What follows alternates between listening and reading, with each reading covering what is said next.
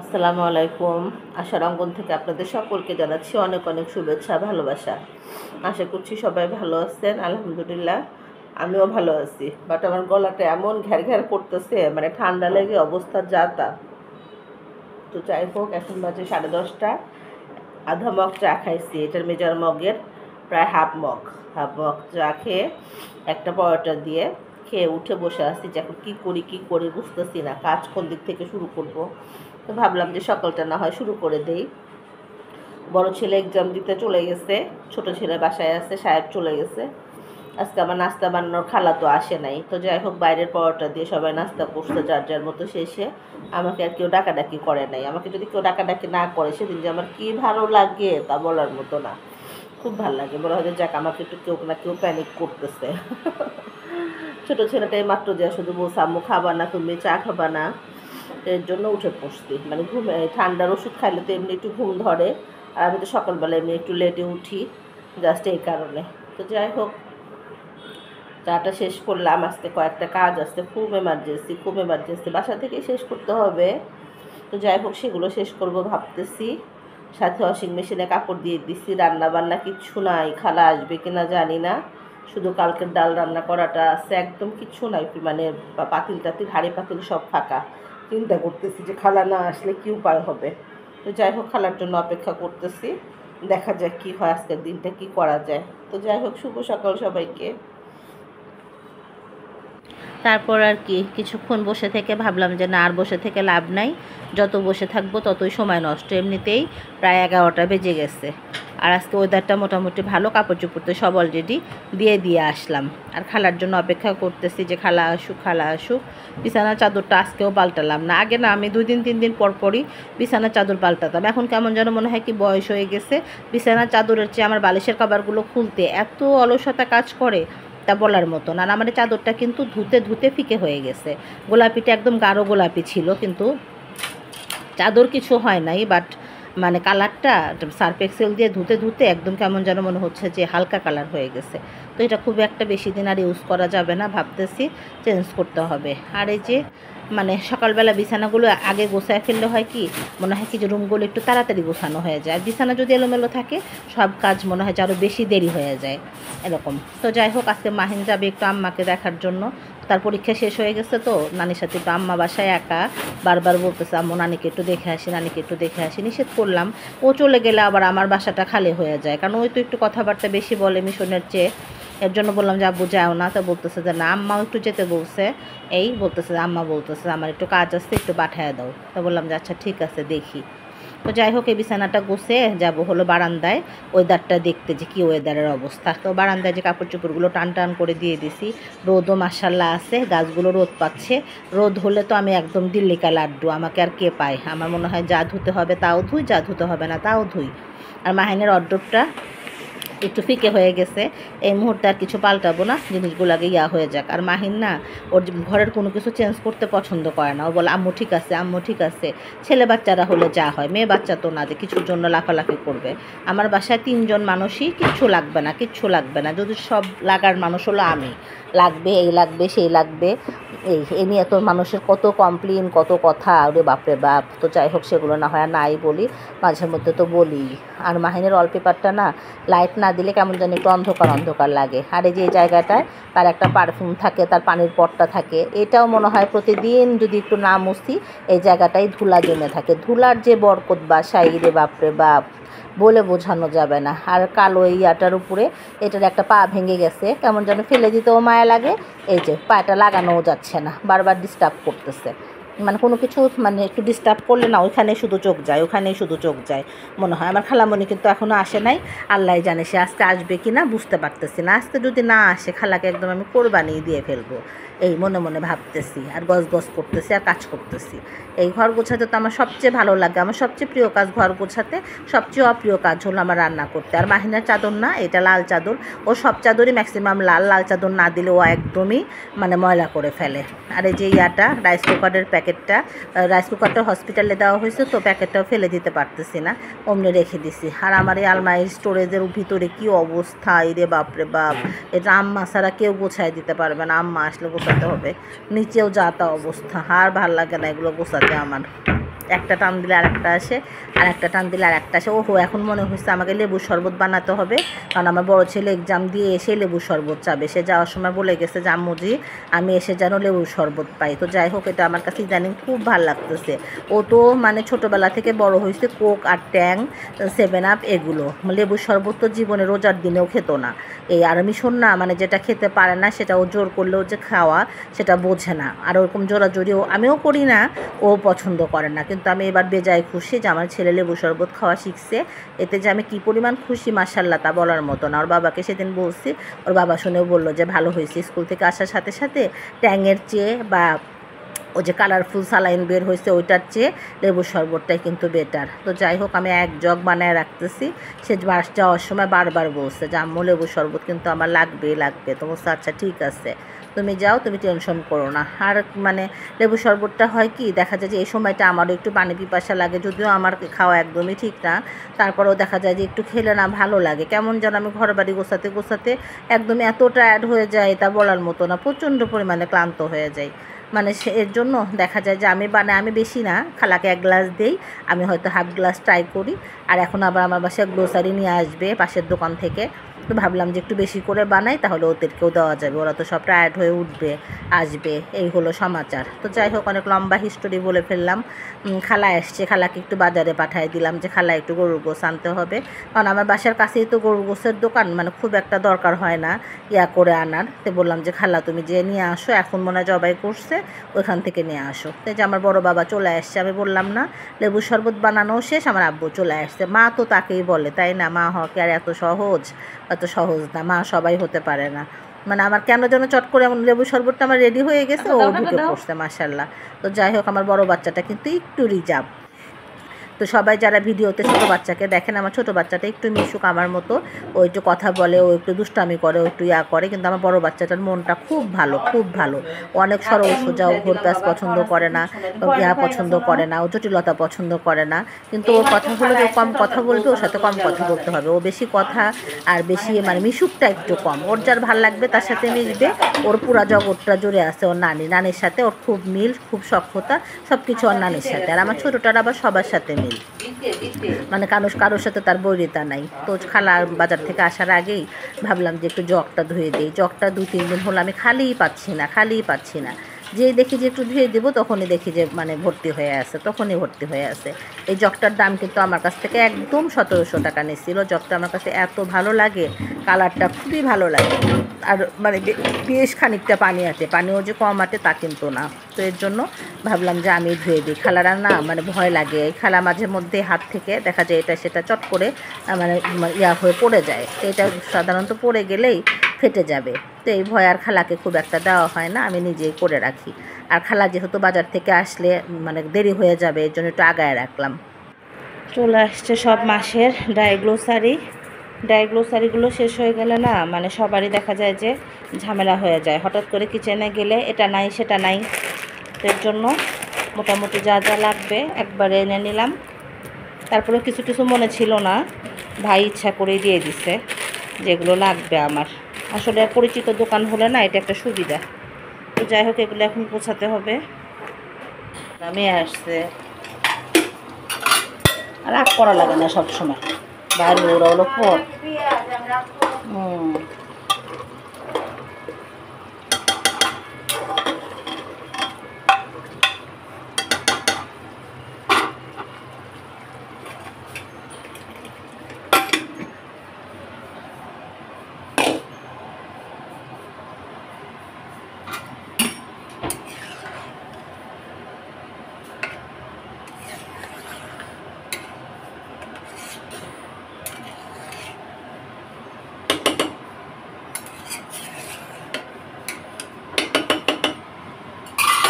সবার সাথে মিলে জিলে থাকা লাগে, একজন একটা দিল না দেখে যে রাগ করাই যে আমার। এখানে চলতেছে হলো ফিশ ফ্রাই, আর এখানে ফিশ ভুনা হবে, সেটার প্রিপারেশন চলতেছে।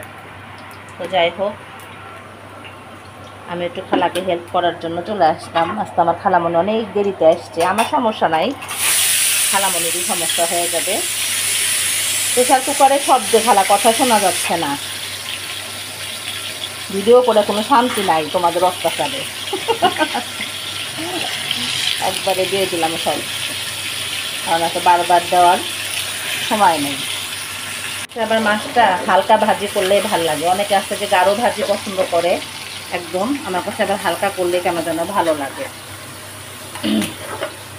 হালকা করলে হয় কি, মানে শক্ত হয়ে যায় না মাছটা, মানে এটা তার ভাজি খাওয়া হবে না, খাওয়া হবে ভুনা, এর জন্য আমার মনে হয়।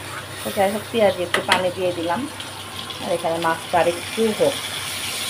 মাছটা খুব ভালো ছিল, আজকেই শেষ হয়ে গেল। একটু ফোন দিছি যে আর একটা ভালো মাছ আমাকে এনে দিবি। ওরা আবার ভালো মাছ যেদিন আনে সেদিন ফোন দেয়, আর হঠাৎ করে গেলে বলে ফোন দেন নাই কেন। লাইফে খেয়াল করে দেখছি যে মানে সব কিছু ঠিক কারো কাছ থেকে নেওয়াটাই আমার কাছে মনে হয় বেটার, এক একজনের কাছে যাওয়ার চেয়ে। মোটামুটি হোক, আর একটু দেরি হবে। গড়ে আসছে গ্যাসটা, আর একটু সময় লাগবে মনে হয়। এখানে মাছ ভুনাটা হয়ে গেছে, এখানে মাছ ভাজিটাও হয়ে গেছে।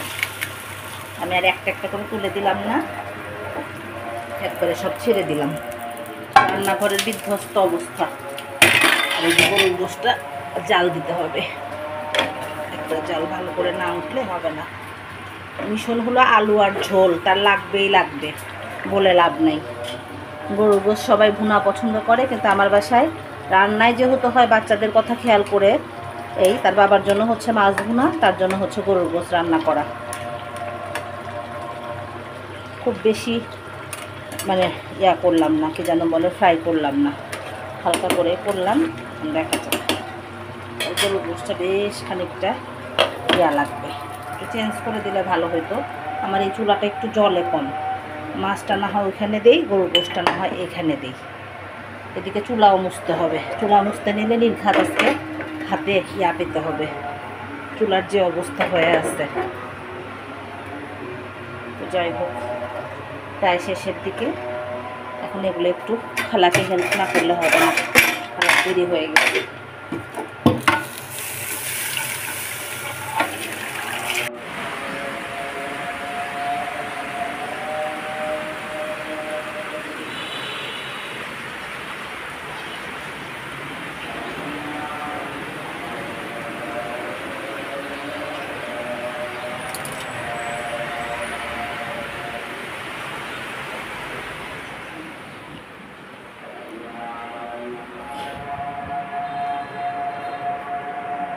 আজকে রান্না করলাম ঝরঝরে সাদা ভাত, এখানে আছে গরুর গোশ, আর এখানে আছে হলো মাছ ভুনা।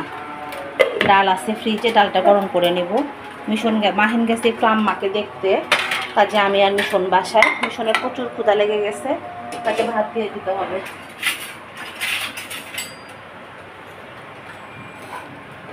মিশন সাধারণত রুটি খেতে চায় দুপুরবেলা, খুব পছন্দ করে, বাট আজকে খালা ছিল না, রুটিটা আর বানানো হয় নাই।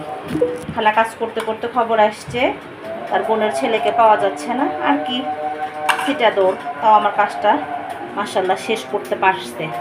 ভাত বেশি দিয়ে ফেলতেছি, মিশন চিল্লানি দিবে, এত বড় হয়ে গেছে, সেই মাগরিব পর্যন্ত আর কিচ্ছু খাবে না, কিন্তু ভাত একটু বেশি দিলেই মানে তার চিল্লাচিল্লি শুরু হয়ে যায়। মা তো, মার মনকে আর মানে না, কিন্তু ছেলেরা তো বোঝে না। তো যাই হোক, সে তো মাছ জীবনেও খাবে না, ডালও খাবে না, ডাল লাগবে মাহিনে, আর একটু জাস্ট গোছ হলেই হয়ে যাবে। রান্নাঘরটা মোটামুটি গোছায় নিছি, খুব যে গোছাতে পারছি সেটা না। আর মিশন কিন্তু একদম সলিড গোছ ছাড়া সে কোনো কিছু একদম নট অ্যালাউ, বোঝেই না, সে সলিড ছাড়া অন্য কোনো গোছ সে পাতেই নেবে না। গোছের সাথে কিচ্ছু থাকা যাবে না, শুধু আলু থাকতে হবে, ঝোল থাকতে হবে, আর একদম সলিড থাকতে হবে। কবে যে বড় হবে, কবে যে বুঝবে আল্লাহ জানে।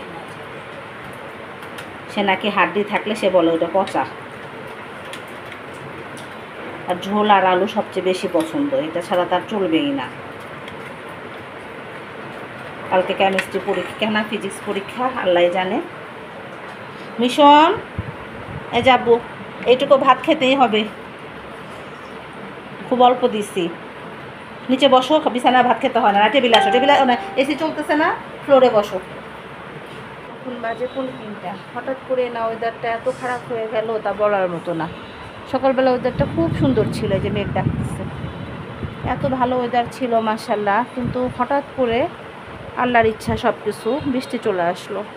ভাগ্যিস কাপড় চোপড়গুলো আগেই শুকায় গেছিলো, না হলে তো আমার খুব ঝামেলা হয়ে যেত। বেশ বৃষ্টি সেই যে নামছে, আর থামার কোনো কারবার নেই।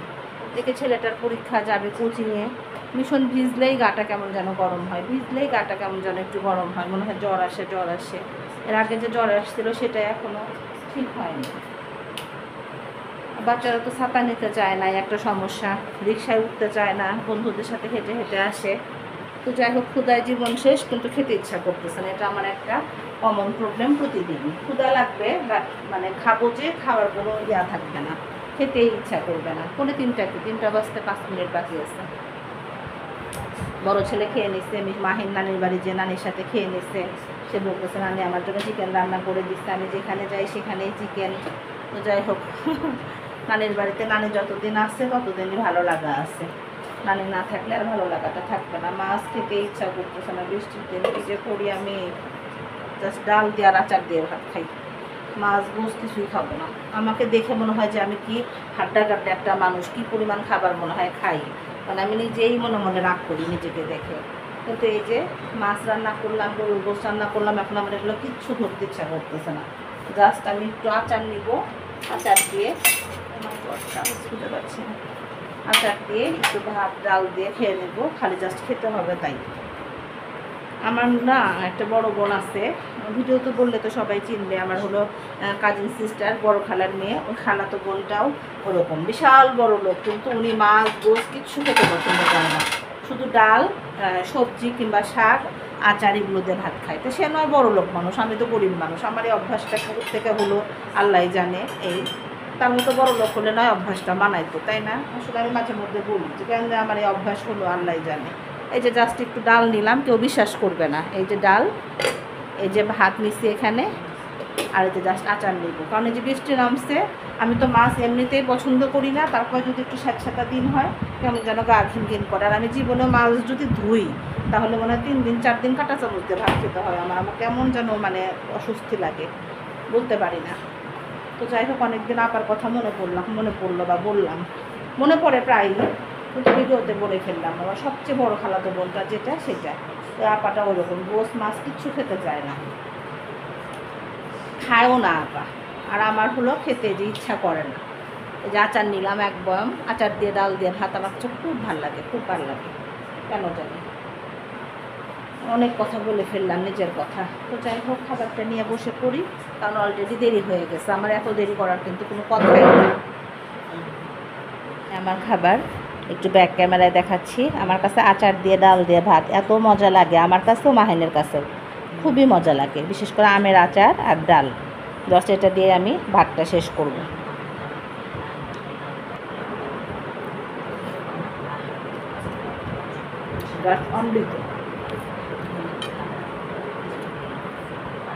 আমার শার্ট খুব বকা দেয়, আচার দিয়ে ভাত এত মজা লাগে, খিচুড়ি দিয়ে হলে তাও হয়, তো আমার কাছে খুব ভালো লাগে। খেয়ে নেই, হওয়ার সময় ভিডিও করার দরকার নেই, আমার চোখ লাগবে। যাচ্ছে কোচিংয়ে, যদিও ওয়েদারটা খুব একটা ভালো না, আর আমাদের বাসায় কাজ হতেই থাকে একটা অসহ্য শব্দ। আবু রিক্সা নিয়ে যাবা? হ্যাঁ, রিক্সা কিংবা অটোতে যাবা, বৃষ্টি কিন্তু, বৃষ্টিতে একদম ভিজবা না। কেমন নিলা বাবা? ওয়ালাইকুম আসসালাম। মিশনা মাহিন আসলো এইমাত্র আম্মার বাসা থেকে, আম্মা আমার জন্য সুজির বরফি বানায় পাঠাইছে, এত মজা হয়েছে আম্মার হাতে সুজির বরফি, কি বলবো আর, একদম ঘি দিয়ে বানাইছে, খুব মজা। চা খাওয়ার ইচ্ছাটাই চলে গেল। আর এই যে বাইরের ওয়েদারটা, আমি এইমাত্র ফোন দিতে চাচ্ছিলাম মাহিনকে, মাহিন চলে আসো, এর মধ্যে মাহিন চলে আসছে। আমার না বৃষ্টি আসবে না, না আসলে ভালো। আমার হাতের জিনিস আমার সবসময় বেশি খাওয়া হয়। আহারে, মা আছে দেখে কত চিন্তা, আর মা না থাকলে কেউ জিগাবেও না। খুব মজা হয়েছে। মাহিন খাবা নাকি? ঢেকে রাখবো। যাই হোক বক্সে থাকুক। চট করে একটু চা বানায় ফেললাম। মাহিন এসে চা দাও শুরু করে দিছে। ওর নানি বলছে যে চা খেয়ে যাও, তো সেখানে বলছে যে না আম্মু চা বানাবে, তোমার কষ্ট করতে হবে না। একটা সুইচ দিব, বেশি দিব না। এক হাতে ক্যামেরা ধরে এক হাতে কাজ করার মতো বিজি খিস্টি অবস্থায় হয় না। চাটা হাতের বরফি খাওয়ার পরে চাটা এখন না খেলেই চলতো, কিন্তু মাহিনের অত্যাচারে চাটা নিয়ে বসলাম। মাহিন সাউন্ড কমাও বাপি। মাহিন মোবাইলের সাউন্ড কমাও। তো মাহিন নানি বাসা থেকে এসে বলতেছে ছোট ফ্যামিলিতে আসলেও সমস্যা, ছোট বোনটা নাই, প্রার্থনা নাই, বলতেছে আম্মু বাসাটা একদম খালি খালি লাগতেছে, আম্মাকে রেখে আসতে নাকি খুব খারাপ লাগলো। এখন আম্মা চলে আসলে আবার আব্বা থাকে, আব্বা চলে আসলে আবার আমার বোনের হাজব্যান্ডটা একা একা। তাই চিন্তা করতেছিলাম যে 5-6টা ভাই বোন হলে অনেক ভালো হতো, কেউ আর একা একা ফিল করতো না। মাহিন এসে বলতেছে আম্মু খালামণিকে সারা বাসা এত খালি খালি লাগে, তা বলার মতো না। এদিকে মাহিন গেছে, আমি আবার একা একা হয়ে গেছি মিশন কোচিংয়ে। মানে এদিকে কেউ আসলে ওদিকে একা হয়ে যায়, ওদিক থেকে কেউ আসলে আবার এদিকে একা হয়ে যায়। এই হলো জীবন। মানে বেঁচে থাকতেও একা একা থাকা যায় না, মরে গেলে একা একা থাকা যায়, কিন্তু বেঁচে থাকতে সম্ভব হয় না। তো যাই হোক, চাটা শেষ করি। রাতে একটু ডাল রান্না করতে হবে আজকে। গরু গোস মাছ ভুনার সাথে ডাল না হলে হবে না। খালাকে বলতে হবে একটু ডাল রান্না করার কথা। আর চা খেতে খেতে আজকে না হয় আপনাদের কাছ থেকে বিদায় নিয়ে নেই। সবাই ভালো থাকবেন, সুস্থ থাকবেন, আশার অঙ্গনের সঙ্গে থাকবেন, আমার চ্যানেলটি সাবস্ক্রাইব করবেন, সেই সাথে গঠনমূলক সমালোচনা করবেন। তবে যে পর্যন্ত, আল্লাহ হাফেজ।